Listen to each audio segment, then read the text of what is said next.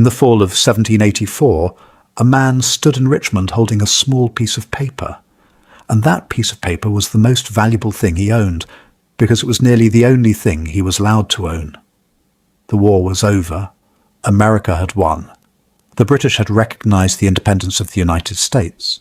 The armies had gone home, and the officers who had served the Revolution had returned to farms and legislatures and public banquets, to be toasted as the men who had built a free nation. This man had served the Revolution too. He had crossed into British camps with his life in his hands. He had carried secret messages through enemy lines. He had gathered the intelligence that helped trap the largest British army in America and end the war. And he had come home from that war not as a veteran. He had come home as property. The paper in his hand had been written by the Marquis de Lafayette, the French nobleman who had commanded American forces in Virginia, one of the most famous men in the Atlantic world. It certified that the bearer, a man named James, had done essential service to the American cause and deserved every reward his situation would allow. It was signed by an international hero, and it wasn't worth the freedom of the man holding it, because the man holding it still needed the permission of another man just to walk through the city. History would eventually file him under the name James Armistead Lafayette, but he never used the name Armistead. Armistead was the name of the family that owned him. In every document he signed himself, he was James, or James Lafayette, or James Fayette. One of those names was a brand of ownership. The other he chose for himself, and the difference between them is the whole story. He helped win American independence. Then he had to fight a second war to get his own, and this one had no army, no weapons, no allies, but a piece of paper. His battlefield was the Virginia legislature. This is the story of James Lafayette. Welcome to Behind the Throne. Start with what he actually did, because it's easy to say spy and lose how dangerous the work was. In 1781, the Revolution came to Virginia with full force. For 6 years, the worst of the war had fallen on other states, New York, the Carolinas, Georgia. But now the British turned south and drove into Virginia, the state that fed men and food and horses and tobacco into the American cause, and housed half its most important leaders. First, Benedict Arnold, the American general turned traitor, now in a British uniform, sailed up the James River and burned Richmond. Then thousands more British troops poured in, and then Lord Charles Cornwallis marched up from the Carolinas to take command of all of them. Against that army stood the Marquis de Lafayette, 23 years old, with a force far too small to fight Cornwallis head-on. Washington had sent him to Virginia not to win battles, but to survive them, to shadow the British, harass them, and above all, to know what they were going to do next, so they could never corner him. Cornwallis reportedly mocked the young Frenchman as a boy who couldn't escape. Lafayette's entire defence was information. He needed people who could go where his soldiers couldn't. James was one of those people, and understanding why means understanding the exact cruelty of his situation, because his enslavement was the thing that made him useful. He was born around 1748 in New Kent County, Virginia, east of Richmond. We know the approximate year only because decades later, applying for a pension, he stated he was 70 years old. No birth record survives. His parents' names are lost. The record preserves him at all only because a white family, the Armisteads, claimed to own him. By 1781, he was held by William Armistead and served as his personal attendant. And when the war reached Virginia, William Armistead was working as a commissary of military supplies, moving food, wagons, horses, and equipment for the American forces, which meant James moved with him through roads and depots and government offices, near officers and officials, watching how armies actually worked. According to the petition James would later file, the idea to serve was his own. He wanted, in his words, to give the American cause whatever service he could. But a man in his position could not simply volunteer. He was property. to leave and join Lafayette, he first had to ask permission from the man who owned him. Armistead granted it, we don't know why. And here's the thing that hung over everything James did next. There was no promise of freedom attached. None. If the British caught him, they would hang him. If he succeeded beyond anyone's dreams, Virginia law would still hand him back to William Armistead the day the war ended. He went in knowing both of those things. He went anyway. To grasp the choice he made, you have to understand what the British were offering, because it makes his loyalty stranger and sharper. Back in 1775, Virginia's last royal governor, Lord Dunmore, had issued a proclamation offering freedom to enslaved people who belonged to rebels and would leave them to join the British. It was not universal emancipation. It didn't touch people owned by loyalists, and it was designed to cripple the rebellion, not to end slavery. But for a man in bondage, the motive behind the offer mattered far less than the door it opened. Thousands of enslaved Virginians ran for British lines during the war, chasing freedom through hunger, disease, and betrayal. So James had a real choice. The British were the side dangling the faster path out of slavery, and the mission Lafayette needed done required James to walk directly into British camps, where, if he simply stayed, he might have taken the freedom the Crown was offering. He didn't. He kept reporting to Lafayette. We cannot fully know why. Maybe he distrusted British promises. Maybe his ties were to Virginia, to family, to community. Maybe he made a colder calculation that service the Americans could not deny might one day be leverage. The record doesn't tell us his private reasons. It tells us what he did. And what he did was choose the harder side. His enslavement was exactly what made the cover work. An unknown black man walking toward a British camp had a story that told itself, a slave running from a rebel master, coming to take the freedom the British had promised. The British officers believed it because it fit everything they assumed about enslaved Virginians and everything they wanted to be true. They needed guides and labourers and servants, so they took James in and put him to work and talked freely around him, because it did not occur to them that the servant clearing the table could understand what he heard, remember it, and carry it out. That blindness was the whole weapon, but it only worked because James was good. He had to live inside two stories at once. To Lafayette, he had to stay reliable. To the British, he had to look like a man who had turned on the Americans, useful to them, loyal to them, not too curious. He had to feed the British enough real information to keep their trust without handing them anything that could hurt the American army. He had to decide on his own what mattered, which troop movement was a real advance, and which was ordinary supply, which number to memorize, which rumour to ignore. Every conversation had two meanings. Every trip across the lines needed an explanation. Every scrap of paper on his body could become a noose. And the danger for him was worse than for any uniformed spy. A captured officer might be exchanged. A captured black man accused of spying could be killed on the spot, with none of the protections extended to a gentleman. James knew that. He crossed the lines anyway, again and again. His own petition says he found ways into the British camp repeatedly, kept open what he called a channel of communication to the American army, and carried messages so secret their discovery would have ended his life. By the summer of 1781, Cornwallis had pulled the British forces in Virginia together into one army several thousand strong, and Lafayette shadowed him with his smaller force, close enough to apply pressure, never close enough to be destroyed.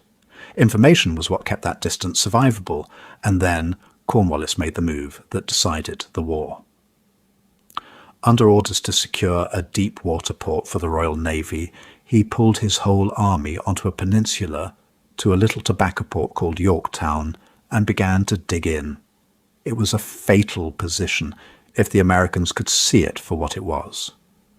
An army on a peninsula could be trapped sealed off by land, blockaded by sea, with nowhere to run. But only if the Americans knew Cornwallis intended to stay and fortify rather than move. Lafayette needed to know what was happening inside Yorktown. The ships, the guns, the fortifications, the troop strength, and above all the intention. Was Cornwallis digging in or passing through?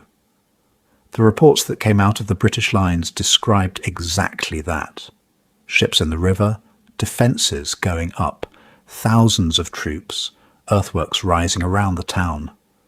One source noted that Cornwallis guarded his papers too closely to steal easily. James's own later petition says he gathered intelligence. The American command judged highly beneficial, and the historical reconstruction credits him with helping confirm that the British meant to stay at Yorktown and wait for their fleet. Now, a caution, because the legend overreaches here and the truth doesn't need it.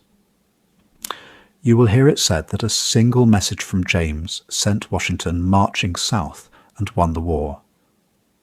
That's not how it happened.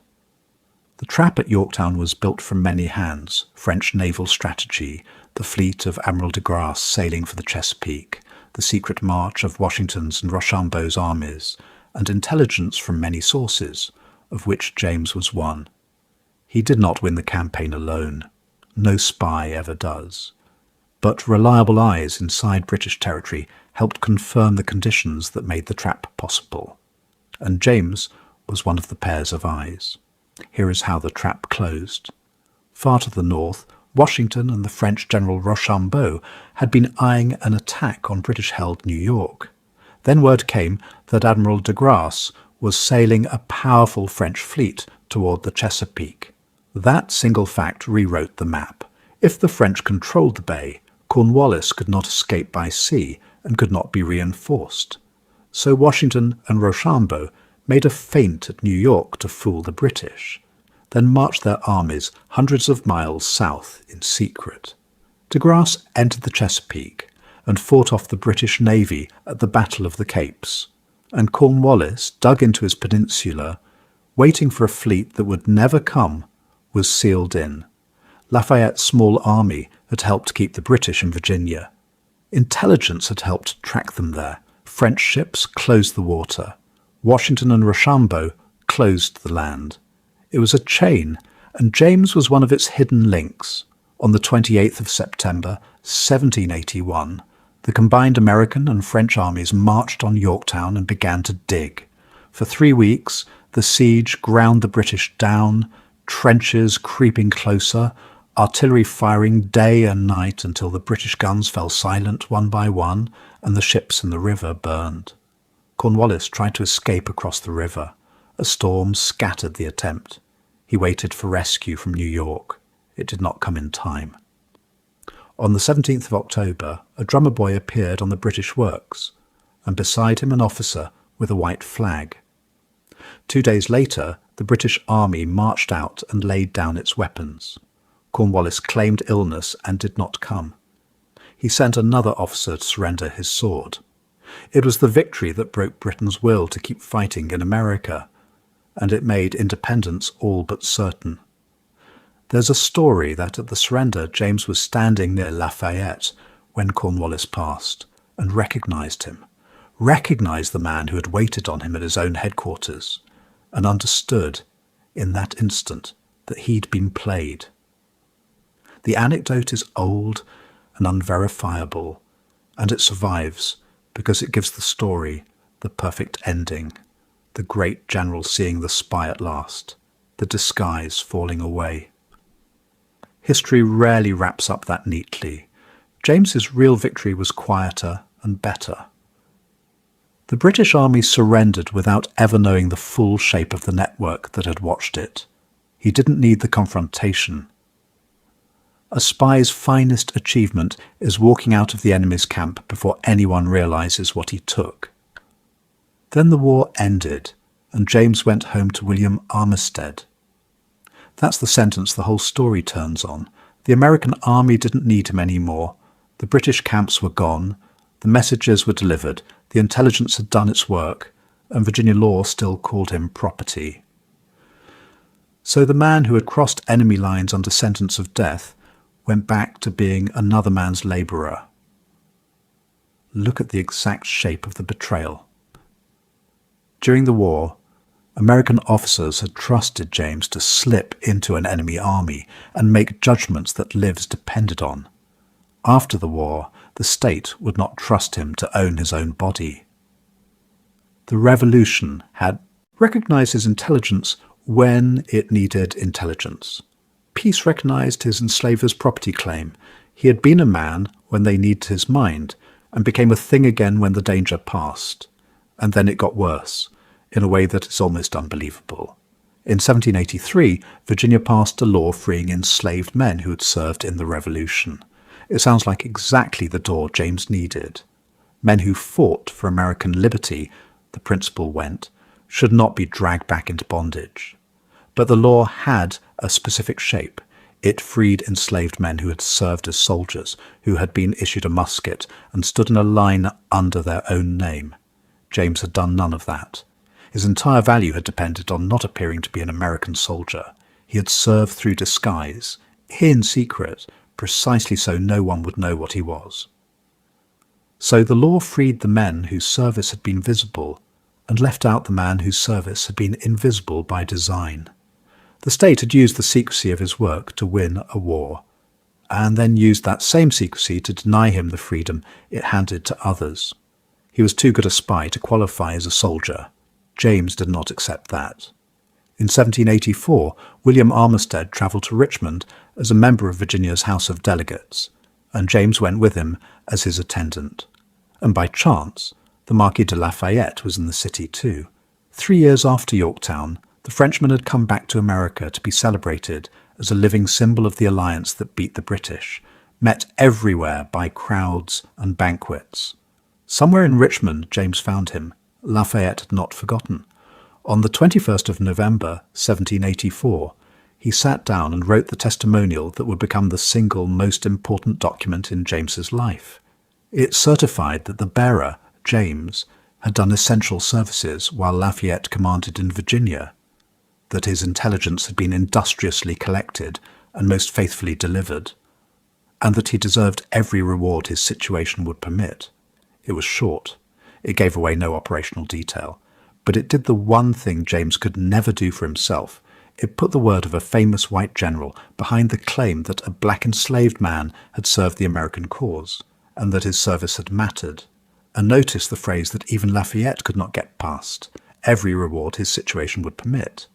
His situation permitted almost nothing. Lafayette could praise him, recommend him, lend his fame to the cause. He could not free him.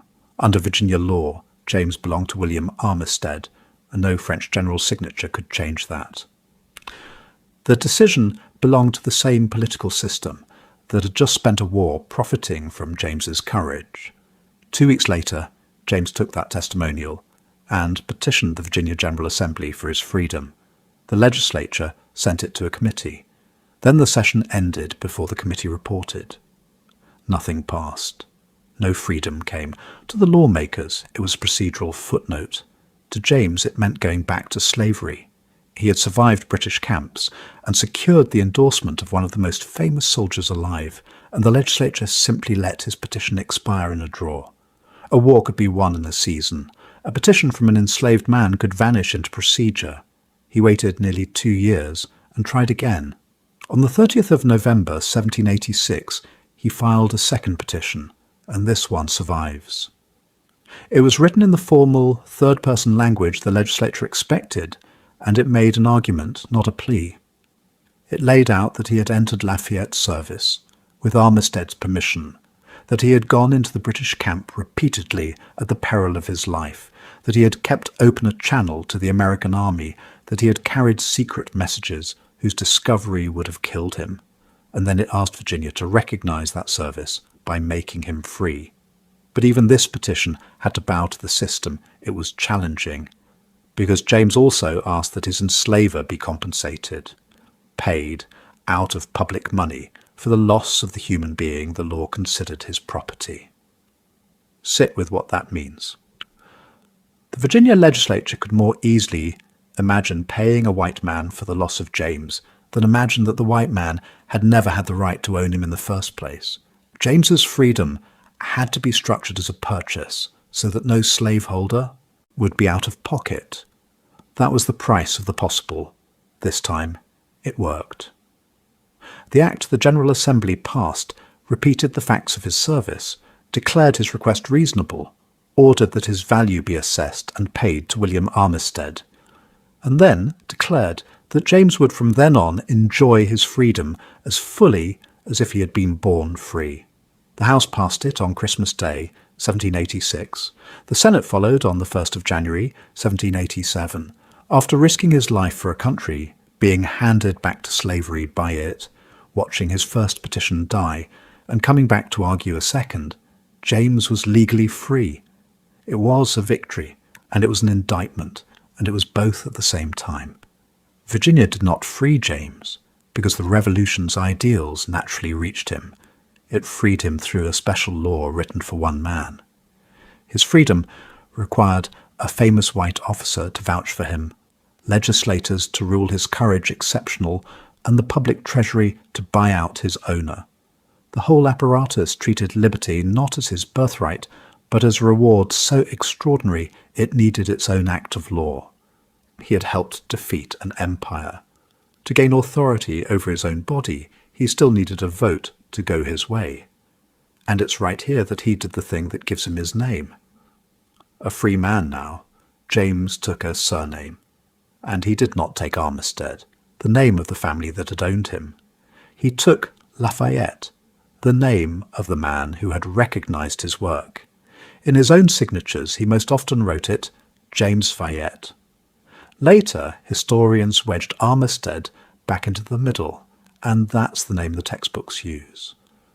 But James himself had made his choice, and his choice was to carry the name he'd earned, not the name he'd been assigned. It was the first time in his life he'd been able to say who he was.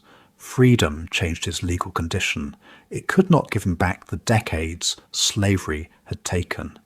He had earned no officer's salary, accumulated no land or wealth from his years of labour, built none of the security that the white men of Yorktown turned their service into. He was somewhere around 40 years old, starting from almost nothing in a state that had freed him one reluctant law at a time. The records of these years are thin, the way they always are for a black man who stopped being useful to powerful people. He stayed in New Kent County. He appears to have married and raised a family, though the loss of local records blurs the details. Around 1816, he acquired 2 parcels of land, roughly 40 acres, not a plantation, something more elemental than that. Ground he could work for himself. A home no other man could legally pull him out of. The spy who had moved like a shadow between 2 armies became a farmer rooted to his own soil, and the roots were the point. The years passed, and the Revolution turned into legend. Washington became the first president and died at Mount Vernon. Cornwallis went on to a long imperial career. Lafayette went home to France and threw himself into a revolution there, and James stayed in Virginia, known in his county, far from the wealth and honour collected by the officers whose war he had helped win. Age wore down his ability to work his own land. So, in December of 1818, he petitioned the legislature one more time, not for freedom now, but for help. He described himself as 70 years old. He reminded the lawmakers that he had entered the British camp many times at the risk of his life and delivered intelligence they themselves had once judged highly beneficial. And he told them, with painful restraint, that for more than 30 years his gratitude at being free had kept him from ever asking his country for anything, but that his strength was failing, and he was afraid he would soon be unable to obtain the necessities of life. He did not ask for a general's fortune. He asked for relief and a modest pension for his last years. The state granted him $60 and an annual pension of $40, paid twice a year. And so the man who had once carried Lafayette's secret messages now travelled to Richmond to collect a receipt, proving his country had, at last recognised him as a veteran worth supporting. The pension was small. It was also the thing his whole life had been arguing for. Official acknowledgement that a man could serve his country without ever standing in a battle line. And the signatures on those pension receipts show in his own hand the name he had chosen, James Fayette. Not the name of an owner, the name of a free man. Then came the reunion that sealed his place in memory. In 1824, nearly half a century after he first sailed to America as a boy volunteer, the Marquis de Lafayette returned to the United States as the nation's guest, one of the last living commanders of the founding generation. Everywhere he went, crowds gathered, cities built arches, old veterans put on old uniforms. James wanted to see him. A Richmond newspaper described him as an elderly, respected, free black man who hoped to attend the celebrations, but hadn't the money to outfit himself for the journey. One detail that measures the whole distance between two veterans of the same campaign. Lafayette rolled through the country in ceremonial carriages. James worried about the cost of appearing in public, but when Lafayette reached Richmond that October, James was in the crowd, and during the procession the general saw him, recognised him, called out to him and embraced him in front of the city. Some versions have Lafayette stopping his carriage and rushing into the crowd. The details vary. The core is in the early reporting. The famous general publicly claimed the black spy who had served him. For a few minutes, the man who had spent 1781 being invisible on purpose was seen. But even the recognition was unequal. The crowd knew Lafayette on sight. Most of them had to be told who James was, and the way they were told shaped how he'd be remembered as Lafayette's faithful spy, the loyal servant, the exceptional slave a generous state had rewarded. That framing quietly erased the harder truth. James had volunteered himself. James had risked his own neck. James had petitioned and been ignored and come back and petitioned again. Lafayette's testimonial mattered enormously, but it didn't create James's courage. It only created a piece of paper the white lawmakers were willing to believe. James Lafayette died on the 9th of August, 1830, in Baltimore. Why he was there isn't clear, perhaps visiting family. His burial place is unknown. No monument marked it, no military funeral like the ones given to famous officers. But by the time he died, he had built something more durable than a headstone. He had built a paper trail. The petition survived. The Act of Emancipation survived. The pension record survived. Lafayette's testimonial survived. Even a portrait survived, painted late in his life. An old black man in a dark double-breasted coat and a high white collar, looking straight at the viewer. And the striking thing about that portrait is what it shows. Not the enslaved operative slipping into an enemy camp for someone else, but the free man he made himself into. The most important image of James is the one where he finally belongs to himself. Those documents preserve more than a good spy story. They preserve the contradiction he lived inside, a nation that used an enslaved man's mind to win a war for liberty, and then made him prove, on paper, over years, that such service had earned him the liberty everyone around him was already celebrating. His freedom did not come as the natural flowering of revolutionary ideals. He had to walk into the room where lawmakers decided whether he was a person and force those ideals to apply to him. Because that was the real argument his life made, and he never had to say it out loud. If a man was intelligent enough to deceive an army, brave enough to risk hanging, and disciplined enough to carry secrets that could kill him, how could that same man be too incapable of managing his own life to be trusted with his own freedom? Virginia's answer was to make him an exception.